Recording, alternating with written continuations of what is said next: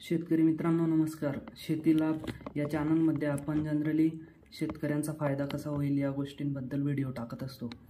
आजचा आपला विषय आहे हरभऱ्यामध्ये 10 ते 20% उत्पादन वाढ कशी करावी. आता जनरली प्रत्येक पिकामध्ये आपल्याला बायो फर्टिलायझर हे घटक वापरता येतात. आता येणाऱ्या रब्बी हंगामामध्ये सर्वात महत्त्वाचं पीक असणारा आपलं हरभरा, त्याच्यामध्ये देखील आपण ते बायो फर्टिलायझर वापरू शकतो. तर आपण यामध्ये रायझोबियम या बायो फर्टिलायझरचा वापर करून आपलं उत्पादन कसं वाढवू हे आपण थोडक्यात बघू. इकॉनॉमिकली आपल्याला त्याचा बेनिफिट कसा होईल ते आपण बघणार आहोत. आता जनरली रायझोबियम 2 फॉर्मॅटमध्ये असतं, एक म्हणजे पावडर आणि दुसरं लिक्विडमध्ये.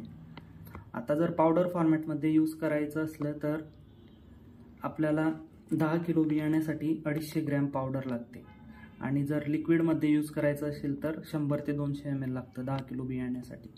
आता त्याची वापरण्याची पद्धत कशी आहे. आता 10 किलो बियाण्यासाठी आपल्याला काय काय लागेल. 250 ग्रॅम रायझोबियमची पावडर लागेल, त्याच्यानंतर 2 लिटर पाणी लागेल, 250 ग्रॅम गूळ लागेल आणि त्याच्यानंतर 10 किलो बियाणं लागेल, जे काय आपण वापरू ते. आता सुरुवातीला आपण काय करतो, कोमट पाण्यामध्ये गूळ मिक्स करून टाकायचा. त्याच्यानंतर जोपर्यंत तो गूळ पूर्णपणे पाण्यामध्ये मिक्स होत नाही तोपर्यंत ते हलवत राहायचं. त्याच्यानंतर ती पावडर आपण त्याच्यामध्ये टाकायची, रायझोबियमची पावडर, आणि सर्व द्रावण मिक्स झाल्यानंतर बियाणे आपण जेव्हा लागवड करू त्याच्या 1 तास अगोदर बियाण्याला ते सर्व लावायचं आहे. त्याच्यानंतर ते सावलीत सुकवल्यानंतर आपण त्याला लागवडीसाठी वापर करू शकतो. आता रायझोबियमची पावडर आपल्याकडे नसली, जर लिक्विड असलं तर लिक्विड देखील आपण त्याच्यात वापरू शकतो. आता रायझोबियम वापरण्याचे फायदे काय आहेत. आता ह्या 2 फिगर तुमच्या समोर दिसत आहेत. एक म्हणजे ट्रीटमेंट न केलेली आणि 2 नंबरचं ट्रीटमेंट केलेली. आता समजा हे झाड आहे हरभऱ्याचं आणि हे सर्व रूट्स आहेत. आपण ज्या वेळेस आपल्या रायझोबियमची किंवा अझोटोबॅक्टरची वेगवेगळ्या पिकांना ट्रीटमेंट वगैरे करत नाही, त्यावेळेस झाडांचे जे रूट्स असतात तर त्याला छोट्या छोट्या गाठी आपल्याला या दिसत आहेत, त्यांचं प्रमाण खूप कमी असतं. आणि जेव्हा आपण रायझोबियमची ट्रीटमेंट वगैरे करतो तर त्यावेळेस या झाडांना आपल्या रूट्सला गाठींचं प्रमाण खूप जास्त असतं. आता याचा बेनिफिट काय होतो, मुळांवरील गाठींच्या माध्यमातून हवेतील नायट्रोजन शोषून घेण्याचं काम याच्यामार्फत होत असतं. पिकांना लागणाऱ्या नत्रापैकी 20 ते 30% नत्र या माध्यमातून पिकांना मिळते. जनरली काय असतं, हवेमध्ये 78% नायट्रोजन असतं आणि रूट्सच्या माध्यमातून या रूट्सवर जेवढ्या पण गाठी तयार झालेल्या आहेत या मुळांवर, तर ते काय करतं, हवेमधील नायट्रोजन ट्रॅप करायचं काम करतं. अशा पद्धतीने 20 ते 30% नायट्रोजन हवेच्या माध्यमातून या रूट्सच्या माध्यमातून झाडांना मिळत असतं. उत्पन्नामध्ये 10 ते 20% वाढ होत असते. आता नायट्रोजनचं प्रमाण जर झाडाला योग्य पद्धतीने भेटलं तर उत्पन्नामध्ये हमखास वाढ होते. आपण आतापर्यंत जे काय खत टाकत आलेलो आहेत, युरिया असेल किंवा वेगवेगळ्या पद्धतीचे केमिकल खतं असतील, तर ते 100% झाडांना लागू नाही पडत. आता समजा आपण 100 किलो युरिया वापरला तर त्याच्यामध्ये असं समजा की 30 ते 40 किलो युरिया आपल्या झाडांना लागू पडतो. म्हणजे जनरली युरियाची इफिशियन्सी 30-40% असते. आता आपण विचार करू शकतो, जर 100 किलो युरियामध्ये जर फक्त 30-40 किलोच फक्त झाडांना लागत असेल तर बाकीचं सर्व वेस्ट जातो, जमिनीमध्ये तसाच पडून राहतो. तर त्या जमिनीमध्ये पडून असलेल्या नायट्रोजनचं झाडांना वापर होण्यासाठी हे रायझोबियम खूप महत्त्वाचं असतं. त्यानंतर आता याचं फायदा किंवा नुकसान आपण बघू. जनरली शेतकऱ्यांनी शेतात करायच्या प्रत्येक गोष्टींवर सुरुवातीला त्याच्यापासून किती फायदा होणार आहे, किती नुकसान होणार आहे या गोष्टीचा विचार करायला पाहिजे. आता समजा आपण बागायती हरभरा उत्पादन घेणार आहोत आणि त्याच्यापासून आपल्याला समजा सरासरी 10 क्विंटल एका एकरामधून उत्पादन भेटतं. आता काही व्हरायटी आहेत, विशाल, विराट, BDNG 797 यांचं हेक्टरी उत्पादन आहे 30 ते 32 क्विंटल. आता हेक्टरच्या हिशोबात जर विचार केला तर मग एकरी आपण 10 क्विंटल अपेक्षित धरू.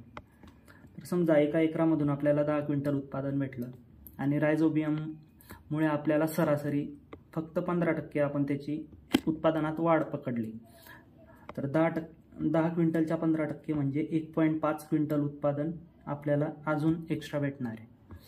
तर मग हे 10 आणि हे 1.5 म्हणजे असं 11.5 क्विंटल उत्पादन आपल्याला भेटतं. आणि वाढलेल्या 1.5 क्विंटलचा भाव जर आपण 6,000 रुपये क्विंटल प्रमाणे पकडला तर आपल्याला 9,000 रुपयाचं बेनिफिट भेटतं. आता हे कागदोपत्री जरी असलं तरी आपल्याला 100% 9,000चा फायदा होणार आहे का किंवा 10,000चा, हे गणित भावानुसार बदलत जातं. आता कदाचित समजा आपल्याला बेनिफिट 20% झालं तर आपल्याला अजून जास्त बेनिफिट भेटेल. आपल्याला समजा रायझोबियममुळे फक्त 10% उत्पन्नामध्ये वाढ झाली आणि भाव जर चांगला असला तरी देखील आपल्याला उत्पन्नामध्ये वाढ भेटते. पण कधी कधी भाव कमी असतो, उत्पादन पण वाढलेलं असतं, त्याच्यामुळे आपण त्याचं गणित कमी जास्त होऊ शकतं. पण जनरली याच्यापासून फायदाच होतो. कमीत कमी 5,000 रुपयापेक्षा जास्त आपल्याला एका एकरामधून याच्यापासून मिळू शकतात. आणि याच्यापासून याला खर्च किती लागतो, प्रति एकरचा आपण खर्च जर पकडला तर 1 किलो रायझोबियमची बॅग असेल त्याला 100 रुपये खर्च लागतो.